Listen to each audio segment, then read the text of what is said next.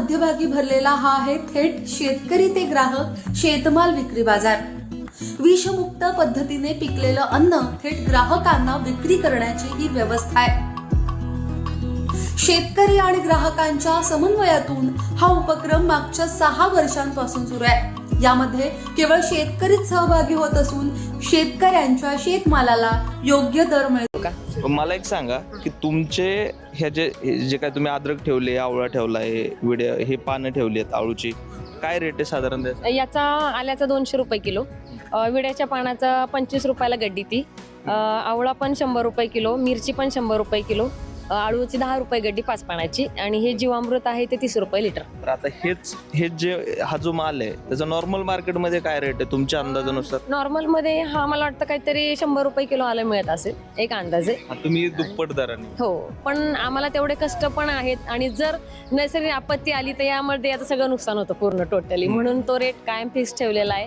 आणि याला पिकवण्यामागे खूप कष्ट लागतात, कारण याला कुठल्याही प्रकारचं रासायनिक केमिकल वगैरे नाहीये, त्यामुळे जीवामृतची फवारणी, दशपर्णी अर्काची फवारणी किंवा तुमचं निमास्त्र वगैरे असतं ते आम्ही घरी बनवतो। त्यामुळे हे आठवड्यातून एकदा तरी किंवा दोनदा तरी आम्ही याची फवारणी करतो, पण केमिकल कुठल्याही प्रकारचं नाहीये।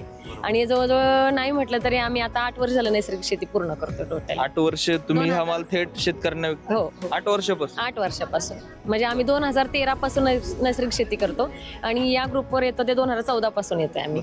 मला एक सांगा, तुम्हाला हे तुमच्या मालाला ग्राहकांपर्यंत पोहोचवण्यासाठी कुठलीही कमिशन द्यावं लागत? कुठलाही नाही। आमच्या ॲडमिन ताई आहेत त्या फक्त निमित्त मात्र आहे की लोकांना विषमुक्त भाजी मिळावी, या त्यांचा मागचा उद्देश त्यांचा, याच्या पलीकडे दुसरं काहीच नाहीये।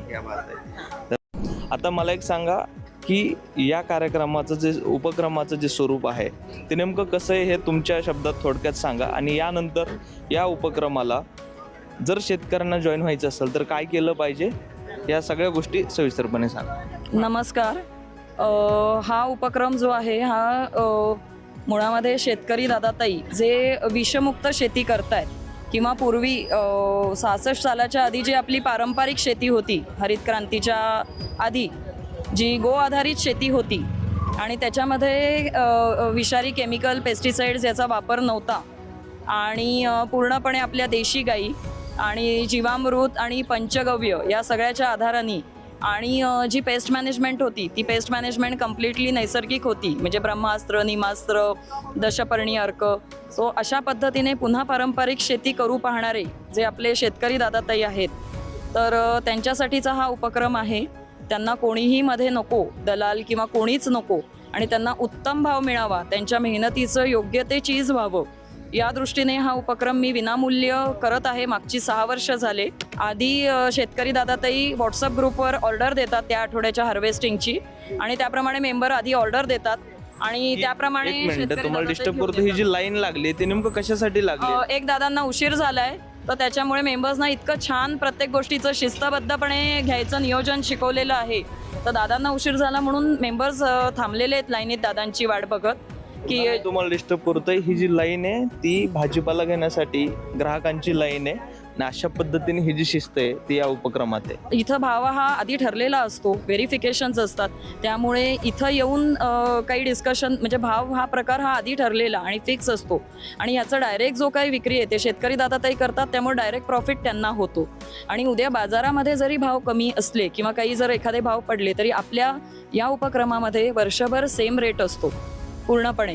त्याचा फायदा आपल्या शेतकरी दादाताईंना मिळतो की उद्या टोमॅटोचे भाव कोसळले तरी आपल्या उपक्रमामध्ये वर्षभर सेमच भाव असतो, त्यामुळे शेतकरी दादाताईंनाही ते सोयीचं होतं, आणि शेती करताना पुन्हा विक्रीचा समस्या राहत नाही त्यांना। इतर शेतकऱ्यांना जर यामध्ये सहभागी व्हायचं असेल तर काय नेमकं तुमची सिस्टीम आहे?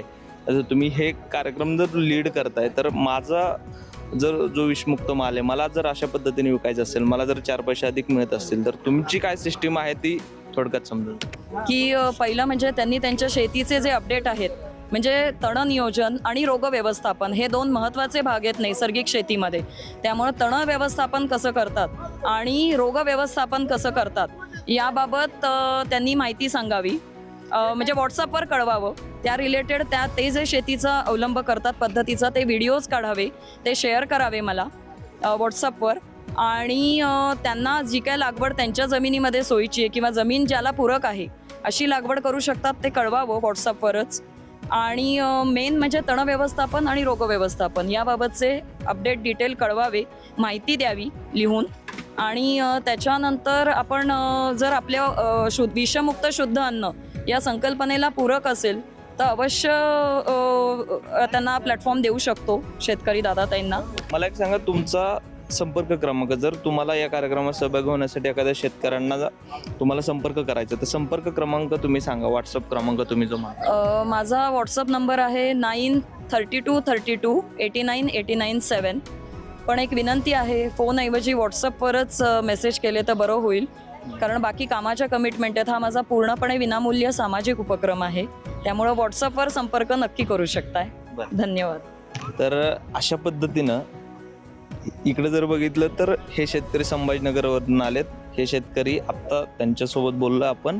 हे शेतकरी आलेले आहेत खेड शिवापूर म्हणजे पुरंदर तालुक्यातनं, सासवडवरनं आलेत, पुरंदर तालुक्यातनं. अशा पद्धतीनं शेतकरी कारमधनं आपला माल विकू शकतात. फक्त थेट शेतकरी ते ग्राहक अशी विक्री व्हायला पाहिजे आणि शेतकऱ्यांना आपल्या मालाला चांगला दर मिळाला पाहिजे, तो या ठिकाणी मिळतो. जे शेतकरी महाराष्ट्रभरात विषमुक्त अन्न पिकवतात, विषमुक्त भाजीपाला, फळं पिकवतात, अन्नधान्य पिकवतात, त्या शेतकऱ्यांना अशा पद्धतीचं मार्केट उपलब्ध आहे आणि अशा पद्धतीच्या मार्केटमध्ये या शेतकऱ्यांनी सहभागी व्हायला पाहिजे. यांच्यासोबत कसं कनेक्ट व्हायचं, यांचा नंबरही आपण व्हॉट्सअप क्रमांक तुम्हाला